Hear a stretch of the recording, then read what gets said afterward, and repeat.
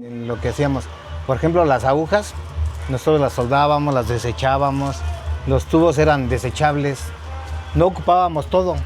Antes eran tubos, ocupábamos un tubo de estos, bueno, una puntilla de estas, larga, y era la que fijábamos a la máquina, esa se desechaba, nos metían ese tipo de tubos, teníamos esa oportunidad.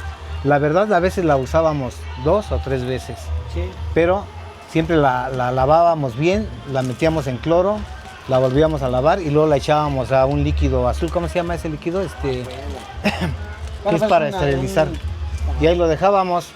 Ya cuando íbamos a tatuar, bueno, lo dejábamos, ya cuando lo teníamos en un frasco, cuando íbamos a tatuar lo sacábamos, ¿cómo se llama? Lo mojábamos en agua para que se le quitara todo el líquido y ese lo volvíamos a usar.